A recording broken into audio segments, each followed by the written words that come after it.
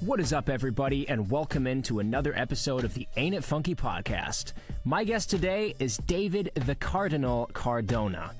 David has made waves on social media these past few years with his incredible chops, an absolute powerhouse drummer who is infectious to watch. David played the UK drum show Mainstage in 2022 and continues to gain recognition at drum festivals from his peers like Eddie Thrower, Camille Bijot, The Steve Smith, and more. He currently throws down for the UK metalcore band The City Is Ours, with which he tours and has in the past sold out the famous Underworld Club in the Camden district of London. In this episode, we discussed David's move to the UK from Colombia to pursue his drumming career, his rise on social media, how he got the UK drum show Mainstage slot, and more. If you enjoy this episode, please subscribe wherever you're listening. The video version is available on YouTube as well. Thanks for tuning in and enjoy. All right. David, the Cardinal Cardona, welcome into the podcast. That's me. Hey, brother. How are you? Dude, thank you for being here, man. So, David, thank you, bro. we were having a good talk already just before we started recording, and we got to speaking about social media. I want you to tell me about what influences social media had on your career as a drummer. Because you just said that you've kind of stopped doing too much social media because you feel like it can be toxic. Tell me more about what place social media has had in your life as a drummer. Yeah, I mean, social media, it was huge influence for me in a way when I came to this country, because I am not from the UK. I am from Colombia. So we came with my wife here back in 2012 to London. And so when I arrived here, I was very, very determined to achieve things as a musician. That was, even my wife, she supported me. She's one of my biggest, now that she comes here, then everything, the puzzle makes sense. She was one of my biggest supporters, and she's been the one that actually, she kept me pushing for me to keep moving forward. And when we came here, we decided to come to London. And London was a place, it was Barcelona or London, because we arrived to Italy. She's Italian. So we arrived to her parents. We stayed there for a year. So we have to find a way at the time to just go somewhere to start our lives. And it was, the options was Barcelona or London. And I said, no, London, because I want to play music and all that. And she decided to support me. And she didn't know what she was doing. She ended up having a career here as well, but we didn't know. She just wanted to support it, right? So when I arrived here, it was just like, it was very shocking, because no one tells you the reality of getting things done. And it's one thing you see, like that's one of the reasons social media can be very distracting, because you see this glamour, but in reality it's not. And then back in the day, back in 2012, there was no more social media. So it was more like real. Even if there was some of that Facebook and stuff, it was still around, even Instagram, not to the level now, but it was there. And honestly, I was just like, I had to just go here and just get a job and work in a kitchen and just work my ass off every day, 6 days a week. So very little time for music. So once we settled in, I don't know, probably 6 months down the line, we were here. I said, I need to start doing something with drums, man. And I remember Isabella had this Kodak digital camera, one of those old ones back when there was not like good smartphones. So maybe there was, but I didn't have the money to afford one. And then I said, I need to go to the studio, start recording myself. I didn't know what to do, man. I used to go to church, to Hillsong Church. I've been a church guy for a long time. God forgive me, because I haven't been in a while now, but my faith's still there. And then I used to see the drummers playing there and the whole thing. It was very mind blowing for me. And I was, I want to play there, man.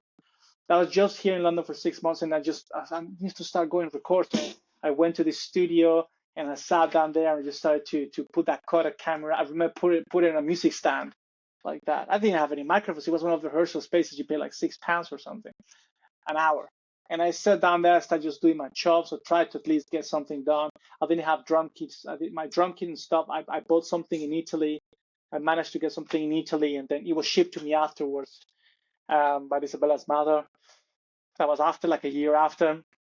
So I was just like, no drums, no nothing, really, my sticks and that Kodak camera. And I was just going. I think I had a bag of cymbals. And as I started to go and record. And I started to put things on Facebook, like standard videos on Facebook. I remember when we started with Facebook, it'd just be like random stuff. Never was like covers or something like that. It was just like chops that I was practicing on or whatever. By the time I studied, by the time I had studied Mike Johnston's linear book, so my chops were kind of all right. And then I started to just practice that and try to put the camera and just play around. And slowly started to get some gadgets and stuff, more like drum equipment, and kept going and doing that. But that was I'm gonna tell you, man, I did that from 2012 till now. It's just the only difference is just like my production level has increased, my acquisition of like my power of getting more people to watch my stuff is better because of my following on Instagram mainly and stuff like that, right? But it was just putting the hours in on the platforms. Mainly I started with Facebook and I was just going there and doing all that stuff. But I thought at the time I had little small breakthroughs through those social media. So I met some people. I tried to play in that church in Hillsong and never was able to play there, which is funny. I auditioned and I was not good enough. It was smack in the face because they were quite professional, but I still was going there and tried to learn. The production was amazing. And yeah, I couldn't get there. So, and then I started playing in bands. And so it's to get a taste of the real being a musician, because at the end, that's the point with social media. You're on social media and then you just become a social media drummer. Respect to everyone out there playing social media and all that, but sometimes everything is the same now, and everything is the same. It's the same people, same faces, same lights, same stuff, and it's just like, what is the point? For example, for someone like me to keep doing something that everyone is doing right now, it's just oversaturating the market. So I don't do that anymore. I just post something when I feel like, or if it's something specific that I've done for a company. Sabian, they send me the new Strato cymbals and I do some production. So I do specific things if I know it. And I try to pick tracks. I work with Justin, which of course you know pretty well. He sent me some tracks where he builds stuff for me and I just get something done that in ways is unique. It speaks my voice. I'm not doing the standard cover and stuff like that, like everyone does. Or like math skills, because like, let's be honest, chops, everyone has chops, man. You know, I have chops, but it's like million drummers that have chops too. You know? I can play, but there is a million guys that can play, and they can be as good and better than I am. So that's a reality. So it's like you have to put. Oops, sorry, triggered. One of the things that is you have to be unique, and that social media it can be tricky because it can demotivate you quite a lot. You know, I've met Steve Smith. So that's what I started to learn. Like guys like Steve Smith, right? He's a real player. The guy's not a social media guy. He played with Journey. He was telling me the story how he got like 25 million for his parts. Like because he got bought his parts from all the original albums. He got pretty much like bought out of the band recently, and he was telling us this story on a dinner, and we were just talking about that. And he was winner in a dinner with Remo. Remo came from America. Roger Johnson, which is an insane, unbelievable guy. I love him. He's the artist relations with Remo, and then he came from America to Paris, and then we were the guy from the Remo guys from here from Europe and States, and Steve Smith was there, and he was. Camille Bijot, she's a very good French drummer. She was there sitting with us. And then who else was there? It was myself. And yeah, I was sitting Steve. And he was telling these crazy stories, man.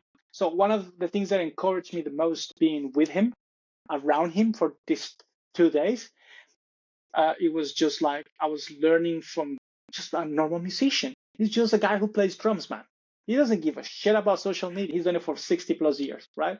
He was telling you how like Todd Zuckerman used to send him tapes, like, hey, Steve, there's some Vinny Colaiuta stuff I done, and he like, and him and Vinny Colaiuta used to be his drum tech, so it's like back in gigs, so he's like, yeah, that's how they met, and then ended up going and having lessons with Gary Chaffee. I don't know if you know who Gary Chaffee is. Yeah. You know who Gary Chaffee is? Okay, so how they both ended up going to Gary Chaffee and they got blown the fuck out because Gary Chaffee was extremely revolutionary for the time.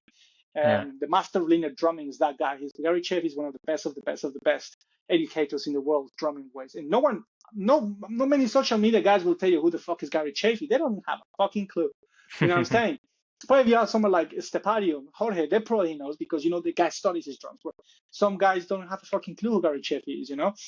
And then, so, Steve was telling us all these kind of stories, and you just listen to this and you're just blown away because it's just things that happen on day to day. Just, I'm working musician. I ended up being his tech at the end of that Paris drum show. When he finished his show, I helped him pack the drums and I carried a few of his Wow. beats to the hotel and all that. So it's just like, I was feeling like the Todd Zuckerman. I was feeling like the Vinny Colaiuta just behind him. Yes, master. So I used to tell him like, I'm your Padawan and stuff. He was making fun of me. He came and watched my performance, right? When I played, he said, the day before, it's like, David, I'm going to come and see you. He came at 1 p.m. He was side stage watching. When I came down, I Wow. was like, oh, you have crazy chops, man. That's very good. So he will never tell you something negative. I was like, let's be honest, Steve, I'm shit. He goes like, no, you have crazy chops, man. It's good. You're doing well, man. Keep going. So it's like, it was that real sense of like humanity that you're meeting musicians, This is, top level musicians. Something social media will never fucking give you. It will never give you that, man. Hmm. Social media will never give you that. Social media just will just keep you like grounded in many ways. It's positive. You said wisely, you can, but if you're very mature, it's gonna be very difficult for you. Yeah. Especially as but I've learned through thick and thin about how to handle that because it's been a journey, man. It's been hard to handle that, but especially the Paris drum show was a big stepping stone for myself in terms of learning how to deal with all that stuff. Yeah. It's one of the few places also that I felt very welcomed by everyone. It didn't matter what place you were in the actual order of playing. Everyone they treated you the same. No egos, no bullshit. So I was very Wow. surprised. Everyone talks bad about the French. Well, they're fucking wrong. I think they're pretty cool, man, because they're just Nice. Yeah. honest. They're very honest and straightforward. Some things probably in the UK, the culture in the UK is very different. People are Yeah. more polite. Yes, maybe, no. Oh, okay. But everyone at the end probably have something to say about you. And no one will talk about this. No Yeah. one will talk about because I played the UK drum show as well. So I've done the Yeah. UK drum show main stage, and I can tell you things about the UK drum show. Not bad things, but it works differently. And just because it works differently, it just sometimes it clashes to what my principles are. But still, Yeah. you're in the industry. It's like when Aaron Spears died. I've read a lot of the statements from many drummers, and then there was like people like Juan Carlito Mendoza, very good drummer in the States. He won the one of Mhm. the drum of Dr- champion. Yeah, he was one of yeah. the. He was saying like Yeah. like I wanted to quit this industry, but Aaron, you were there for me, blah blah blah. So of course there's great people like Aaron Spears was, right? There's still people like Yeah. that. And but for me, a lot of the drummers that in the industry, they will they will like agree with me in all of this because it's a difficult industry to be in. First, it's very niche. So because it's very niche, so everyone knows each other. So if you say A, everyone's listening. If they Hmm. say B, everyone's listening, right? So you have to be careful where you talk. But that doesn't mean if you're in disagreement with something, you just speak out. And I've been very blunt and very honest. And I disagree with a lot of these things of this industry. I don't like a lot of these things about the drum industry. But I'm a drummer. So one Hmm. of the things that got me out of this is just play drums with a band Right. because that's a real thing. I know you Yeah. were you were you were playing with Justin the stage with Elton John tribute. That, Yeah. that that's worth more than anything, bro. Because you're doing real music. You're Yeah. real people. Even if you have 100 fans or 50 fans, it doesn't matter. That's what this instrument was made for. Is to make music and just connect with people. You serve a band, and and I've learned that the hard way because you want to be the drummer. Like, you're crazy and all that. No, no, it's just this is just a connection for you and people. You make music with this. Steve Hmm. Smith is one of great examples of that. So he didn't have to tell me that. Just you listen what he says, and that's enough. Just stay quiet and listen and learn. You know, but there's a reality to the industry. It's a reality to social media. It's about you liking music and you liking liking playing like an instrument. Sit down because I spent hours and hours before social media. If I had to record for a video, I have to spend hours and hours sitting there and just practicing what I was playing before I just shoot it on. So it's an industry that you don't get much money unless you're Jorge Estepario. But it's very hard for you to Yeah. get money. I'm telling you, it's very hard. So social media has given me a lot of work, but they came through it. My band, the Cities Hours, came because Mikey, the guy, the singer, he knew who I was already, but because Hmm. of social media, Right. right? So it has given me like students. If I go to I teach mainly kids, and if I go to the students, man, and I just go there and then I show them, and there's this is my Instagram. They see, oh, these guys got lots of. The parent sees that, this guy's like responsible. He knows that I have a family too. They know my real background. I have a family. I'm a father, a husband, etc. So they trust you. It's a different total thing. But yeah, social media helps. It can be very distorted. Yeah, but I suppose it's helped you build up quite a network. Am I right? Yeah. I mean, it does. But the thing is, like, what is that network going to help you for? Because you can get a network, and then you don't talk with people for 2 years out of the people there. So it's like, you know. So that's the other thing. Is like, oh yeah, okay, I have a network, and I'm just going to try to get work. If you go to someone and tell you, oh man, try it, they will know that you want something from them. They're going to get the fuck out. They will tell you. So that's why maybe this is me. That's how I am. I just work for my shit by myself. Yes, of course, you need people, you need contacts and blah, blah, blah. But I work the shit myself. I break my ass myself. Right. And things will come. If your heart is in the right place, things will come. That's how I see it. My mindset is in the right place of just playing drums because I love playing drums. The right thing will come. But if my mindset is, I want to get this, I want to get a network so I can just talk to this guy, it's not going to work, bro. You're not getting anywhere. I guarantee you that. Because you're losing the center of why you're doing this. You're doing because the love of music.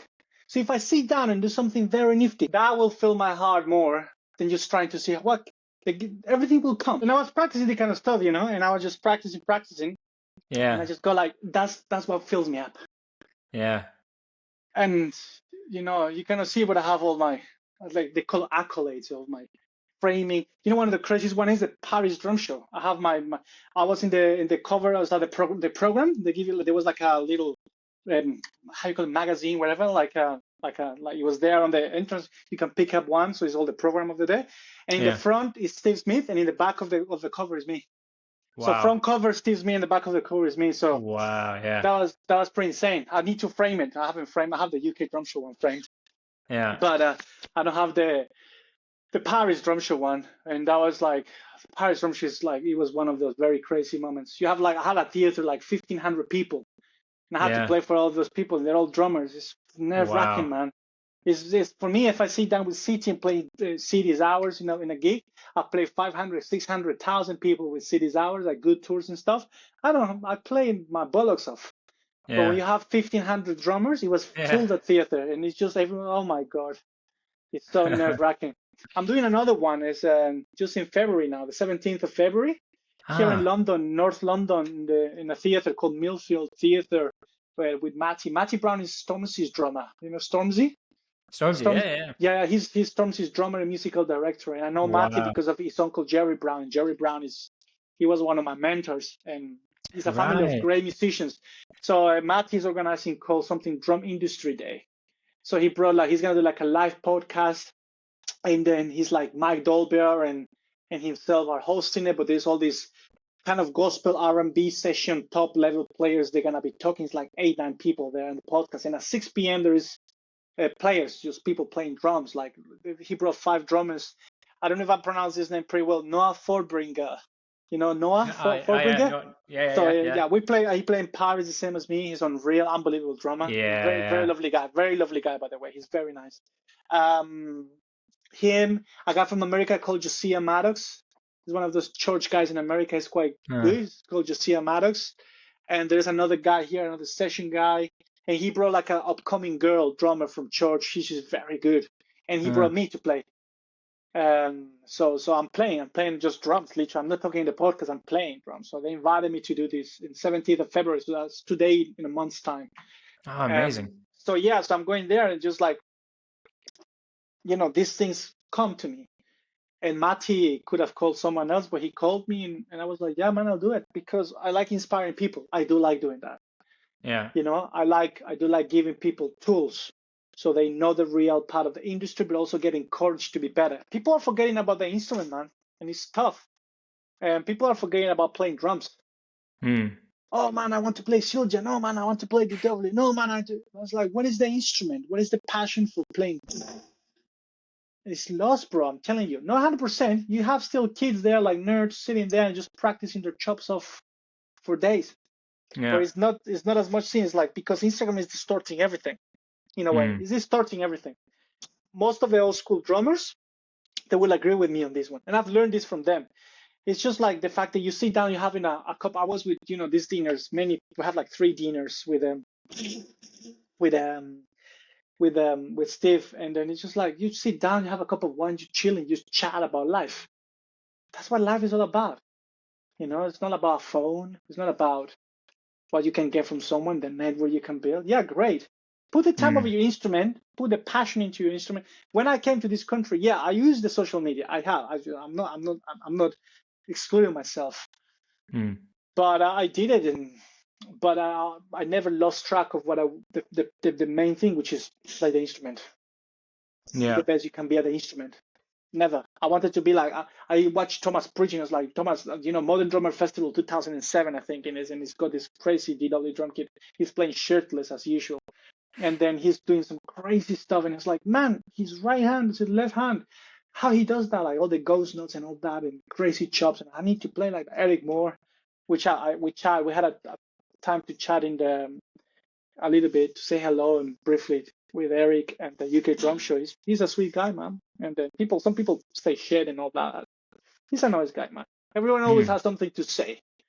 So it's just like, it's the people just gossiping. I hate that stuff. Just be you and be nice. Eric was cool. Eric's a huge inspiration to play all the stuff. And you learn from these guys. You know what I'm saying? So, it's like, how can I play like these guys? Of course, with all due respect, I'm not black. So I don't have that in my blood, because they have a flavor no one else has, bro. Simple. Yeah. It's like, you know what I'm saying? But I got inspired. I just put my own voice in my own drumming. So before doing all these Instagram videos, or before even grabbing the Kodak camera that I was doing back in 2012, I read books, and I was sitting down in Italy in a garage there, like with a practice pad drum kit, like made of the little pads, and I was just literally just like just playing this kind of stuff over and over, all the linear stuff, or like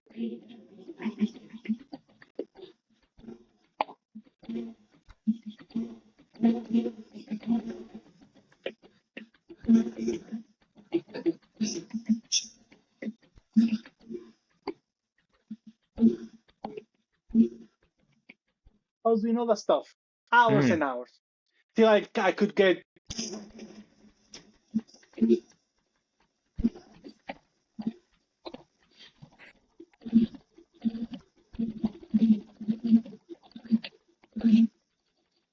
Yeah. Yes, sir. You know what I'm saying? So it's just like, before social media comes the time on the drum kit. So, and every time I was sitting down, I remember playing the famous. I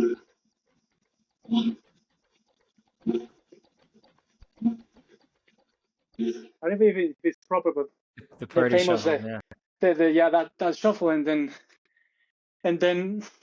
I was just like, how can I play that, man? How can I play? And I was just like, I couldn't get the ghost, and I was sitting there for time, man, trying to do that. Yeah. Until I got it. So that's the thing people forget. That's the most important thing, is that you have to put time on the instrument. Once you put time on the instrument, you can be the best. So that's why social media for me is secondary. Trust me, your life will be better. Yeah.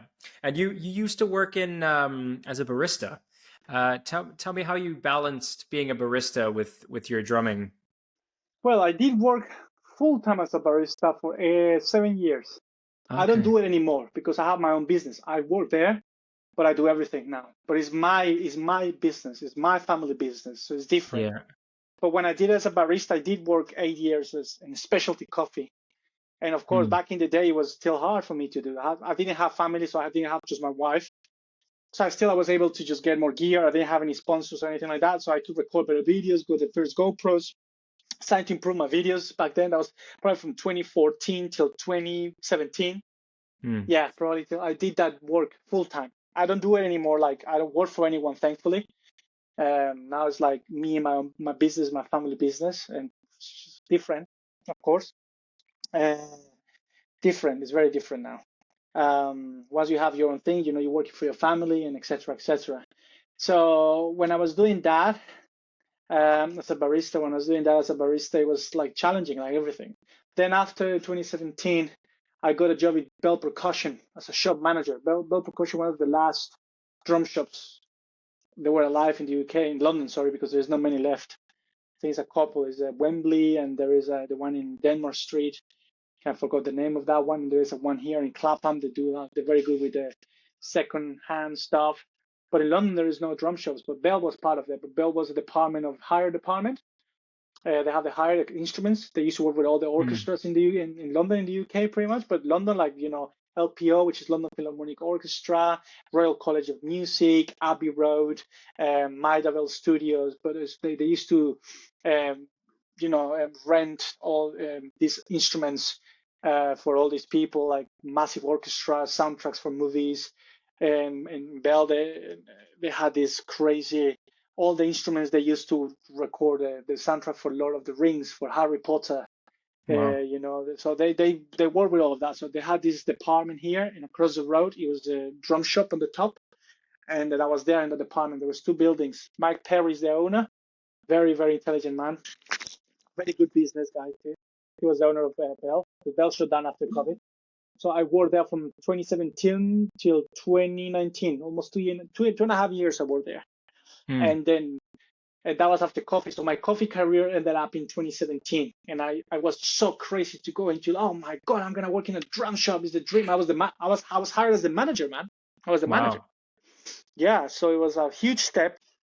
So all my pays after barista being manager there. And when the COVID happened, the owner, Mike Perry, decided to shut down the whole company. He's a millionaire, but he just got tired. He's done it for 40 years. So it's like, he decided to shut it down. He just gave us some like money and bye-bye, see you later. So, but when that happened, before of course, he had to empty both buildings and all that. That took months. So I ended up living like almost 2020. And then in that period of time, I had all the time because he said, yeah, you can use the studio. The studio still was set up there, man. And I was able to go there and just set up my drums and pop and do videos. That's when I met Justin. Okay. And that's where, like, I was signed with Sabian before that, but I was not like picking the roster or something like that. And then Pearl signed me, and then Remo slowly started. I was with Vater back, so Sabian and Vater signed me at the same time, but that was like 2018. And then Pearl was like in 2019, actually.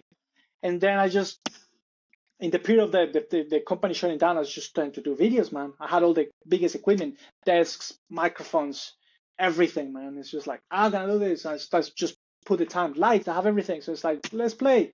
And just, that's when my profile went from here to there. That was that period of COVID. That went because I was furloughed first, so I had money in my account. Of course, I didn't have family. Didn't have a son like I do now. So I had all the time. Isabella was working. I was like, hey, I sat down and just started just chopping and doing crazy videos. I got the videos with the most views ever out of those last days in Bell, like videos with like 500,000 views on Instagram, stuff like that, ridiculous stuff. Yeah. So that's when my career just kind of went up. And from there onwards, it was City came on. After in 2021, City came on. 2021, yeah, I came to City. 2022, I think I started playing with them. 21. 2021. End of 2021, September. And then during that period of COVID, post-COVID, when everything started opening, the companies were messed up with budgets, like Sabian and Pearl. They didn't have much money because everyone was cutting. And I offered myself, I said, I'll do all the videos for you. And I found out to do all the videos for them. Even that's when I ended up in Bakerland at the end of the last COVID lockdown. I ended up doing the last beats at Bakerland. And I did Instagram takeovers with all Sabian and Vater and blah, blah, blah, blah, blah. And then my profile again just rised up, and I got signed by Audio Technica, and then met Rod and Andy Bakerland himself, which is lovely, lovely, absolutely great people there. Met them, and then man, from there onwards, it was just literally just everything just started just creeping up, just going up naturally, organically. Yeah. And I was just not fussed about like, oh man, what is my next move? No, I'm just like, keep playing, man, keep doing what you do it. Yeah. And slowly things started to open up for me without me asking, without me going around like an idiot. Things just slowly started to go and open for me till I am right now, And I need to get, playing the UK drum show. Funny enough, UK drum show. You know what I got the UK drum show? How'd you get that? That was because Todd Zuckerman canceled. Ah, because he was in a COVID bubble with all his crew from his band Styx. And then right. if he leaves that bubble, he comes back, everyone has to get isolated or someone gets sick. It's a big, big problem for the tour they were doing at the time. So they were in a bubble. He said, no, man. So he canceled. And then Frank wrote me, Frank Jacobs, which is a part artist relations. And I have a lot of time for Frank. Frank has been undoubtedly one of the best people in the industry I've met. Hands down. Frank Jacobs from Pearl, hands down. Christian Koch from Savian. Those guys, I have a lot of love and respect for those guys, man. They're pretty serious human beings. So I respect them a lot and have a lot of time for them. And Frank be like, oh, David, okay, I'll give you UK Drum Show. And I didn't want to do it on my own. I was just very nervous. It was like, fuck, UK Drum Show, bro. It's like main stage after Eric Moore. Oh my God, what I'm going to do? Eddie Mm, Thrower, Mike Johnston, all these guys playing. It's like shocking. I was just like, oh my God, what am I going to do? So I invited Toby Ness. But in that moment, I decided I wanted to bring him because I think he's an unreal drummer. He's, you have to give the props where they have to be given, and he's an unreal drummer. mm, And then I brought him with me. I was the one who put him there. And then we did that, man, and we played, and it was great. yeah, And then I remember meeting like Eddie Thrower. He yeah, was there, and Eddie came to me. It's like, hey, yeah, man, finally I meet you. And I was like, what? The guy, he's very humble, very cool guy. And he's just like, yeah, man, I always seen your stuff, man. You're amazing. I was like, all right. So you know what I mean? But because I never thought, every time I jump on the kid, I never thought like, who I'm going to impress, who is watching me. Never yeah, gave a shit about that. I just yeah, want to play drums, man, and be good. And people eventually will see you, whoever that is. I had one of my biggest inspirations, Alex Gonzalez. Like he's from a Latin American band called Mana because I'm Colombian. He was the guy that I looked up to when I started playing drums. He even wrote me once, and I was just like, Alex Gonzalez, stuff like that. But I never expected him to see the video, or I said, no, I mm. just did my thing. So I think I'm summarizing everything that you wanted to ask me because you start one question I just run over through history, but that gives you an insight of Yeah, where I started. But everything started with coffee because I came to this country with coffee, and right. everything was with coffee. Coffee was my bread and bread, bread and butter every day. It's like with that I pay my bills. I was able Yeah, to afford buying some drums at the time when I didn't have any sponsors, right? yeah, And doing that kind of stuff. So it all comes to being a barista. I had to be a very good barista for many years and love that craft before I was able to move to something else. right. I don't have a dirty mouth, but God will test you. And I think he will test you to see if you're ready for the next step. He will never open a door for you if you're not ready for the next thing because your heart won't be able to handle, yourself won't be able to handle, and he doesn't want you to go the wrong way. That's a problem. And many people get given blessings and then and that's a problem. So if God really cares about you, he will not give you the next thing. He will just hold you there. He can't hold you for 10 years, man. He held me for Mm, 10 years almost because I wasn't ready. So, and he will never give you something that you will not be able to handle. He always will give you something that you will be able to handle, problems or positive or negative. So I got given what I got given because God thought that I was ready.